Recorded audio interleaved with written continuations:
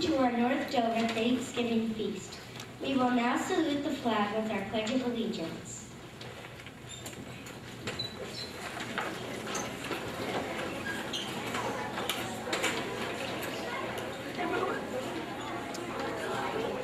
I pledge allegiance to the flag of the United States of America and to the republic for which it stands, one nation, under God, indivisible, with liberty and justice for all.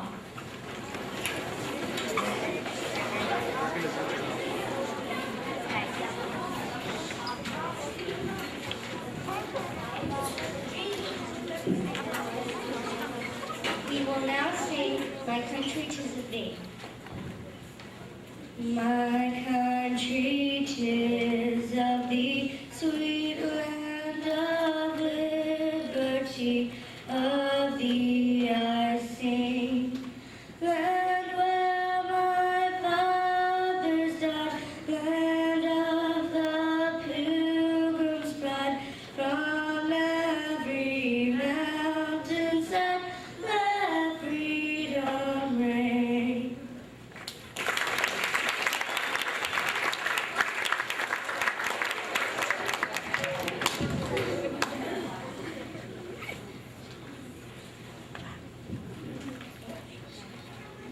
A long time ago, some men and women, boys and girls, 2 dogs, and a cat sailed on a sailing ship across the sea.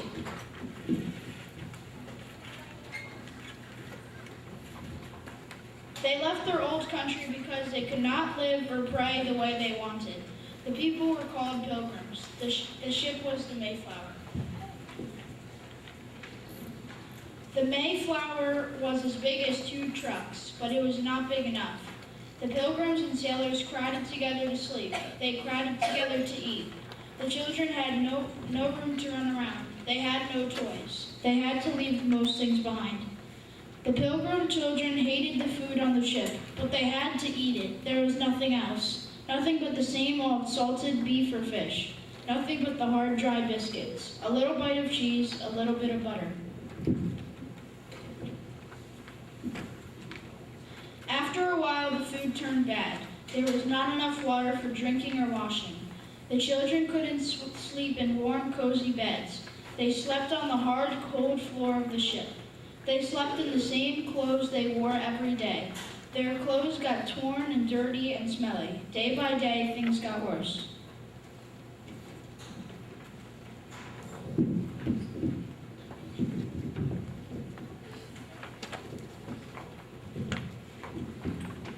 Storms came, the wind blew hard, the waves tossed the ship about. The Mayflower rolled and creaked in the stormy sea. The rain soaked the ship. The rain poured on the pilgrims. They were cold and wet. Many of the pilgrims got sick. Would this terrible voyage ever end? They prayed for the day they would see land. They sailed away in warm September. Now it was cold November. They had been on the Mayflower for 2 months and 3 days. The next day, they saw land.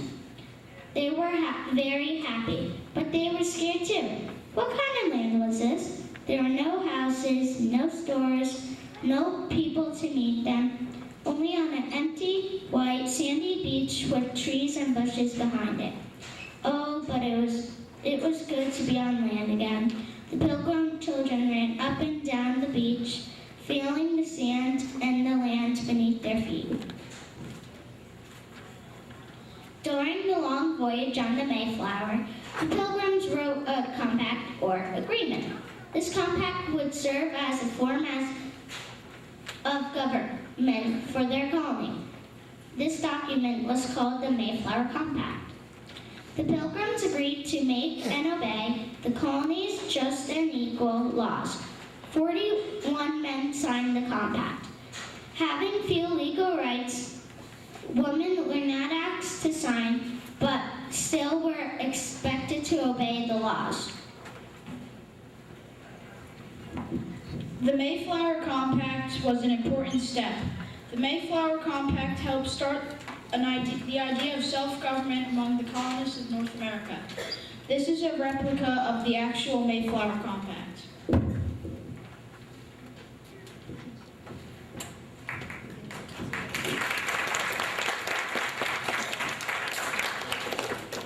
The first Thanksgiving feast. By the autumn of 1621, the Pilgrims had some important successes. Governor Bradford noted that they began now to gather in the small harvest they had, and to fit up their houses and dwellings against winter. Besides homes and crops, they had made friends with the Wampanoag.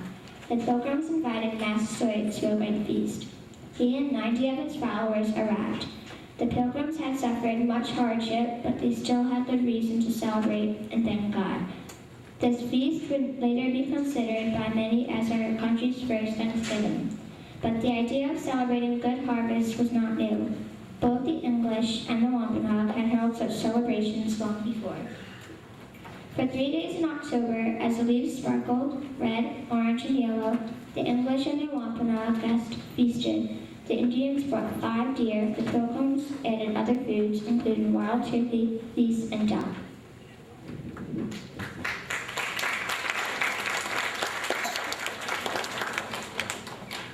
We do not know exactly what the people ate at Thanksgiving. Lobsters, eels, oyster, and fish were plentiful. There was also corn, which could be made into bread and puddings. Pumpkin may have been served, but not pumpkin pie. Seeds from England would have given the Pilgrims cabbage, carrots, turnips, and onions.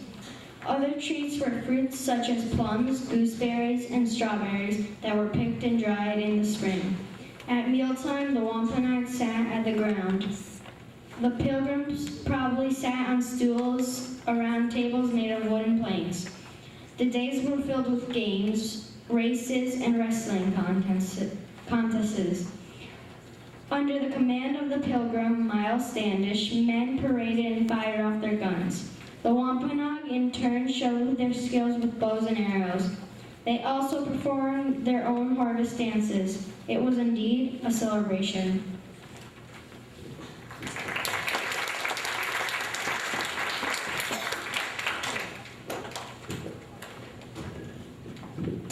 We will now sing America the Beautiful.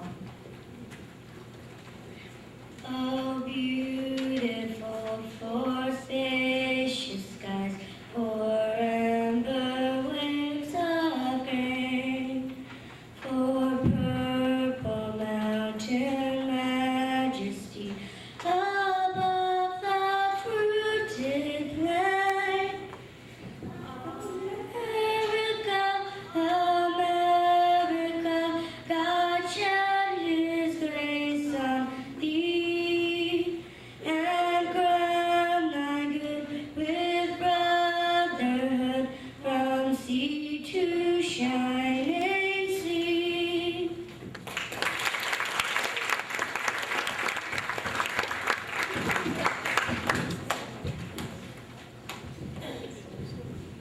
The 5 kernels of corn. The Pilgrims were not prepared for the first dreadful winter in their new home. It was bitter cold and food was in very short supply. Some days they only had enough food for each person to have only 5 kernels of corn. But spring came. They planted food and it grew. It was the time of the harvest, Thanksgiving. The Pilgrims put 5 kernels of corn on each plate to remind themselves of their blessing. The first kernel reminds us of the autumn beauty all around us. The second reminds us of our love for each other. The third kernel reminds us that we are loved and cared for.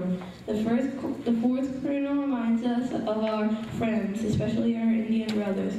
The fifth kernel reminds us that we are free people. Let these 5 kernels of corn be a symbol to remind us of the Pilgrims' bold and courageous dream.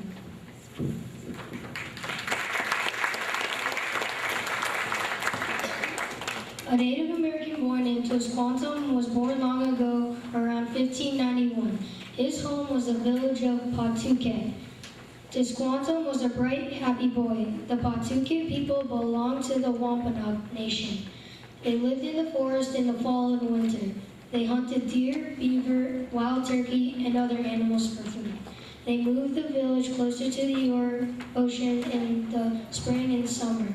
They planted corn, squash, beans, and other vegetables. The Native Americans fished for food also. One day when Squanto and his friends were fishing, English traders spotted them. Even though the traders spoke a different language, Squanto understood their friendly actions. They called him Squanto and invited him to sail home with them. It was 1605. Squanto was 14 years old and went off on an adventure to England. Squanto lived with Fernando Ferdinando Horace, who was the owner of the ship. Sir Horace taught Squanto how to speak English. Squanto became a guide who traveled with sea captain who wanted to explore the new land. He would talk to the natives for them. Squanto was a smart guide. He led Captain John Smith through many territories. He helped to draw maps and trade with natives.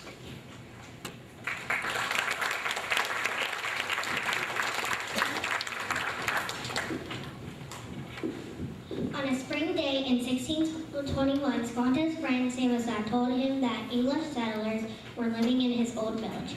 The settlers called themselves Pilgrims. The Pilgrims had sailed from Plymouth, England. They came on a ship called the Mayflower and called this new land New England. The old Pawtucket village was now called Plymouth. The Pilgrims had suffered during the terrible cold winter. They had very little food, and Squanto felt sorry for them. He told them he would live with them and help them. Squanto brought the Wampanoag chief to meet the Pilgrims' governor. The chief was angry with the settlers for taking the Native Americans' land. Some settlers had also treated them badly. Squanto wanted to make peace. Governor Carver promised the Pilgrims would be kind to the Wampanoags. Chief Massasoit promised to protect the Pilgrims from harmful natives. Squanto taught the Pilgrims many things. He taught them better ways to plant crops and showed them which wild berries were safe to eat. Squanto taught them how to set traps to fish, to dig for clams, and to catch eel and lobster. He also helped them to hunt. The Pilgrims had a good harvest that fall. There was enough food to last all winter. They decided to have a feast to give thanks. Squanto's Pilgrim friends loved him very much. They would not have made it without him.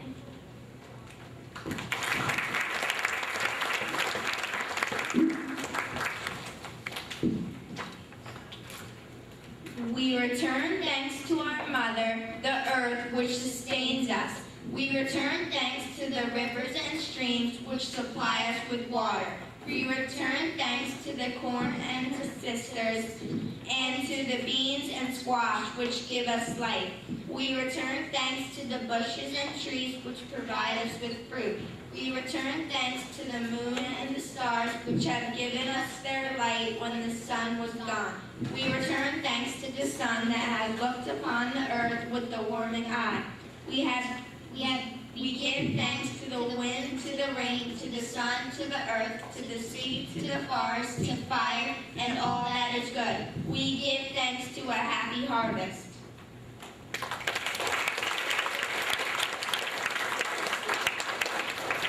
Ballad of the Mayflower. There was a ship, Mayflower by name, took a trip, she crossed the main, full of people seeking peace, praying for freedom to increase. The Pilgrims came to Plymouth Rock, simple people, sturdy stock. To be free, they crossed the sea. They gave thanks on bended knee. How when the crops were gathered in, a dinner party did begin. Pilgrims, Indians, pumpkin pie, turkey, potatoes, corn, oh my. Ever since that autumn day, Thanksgiving has been here to stay.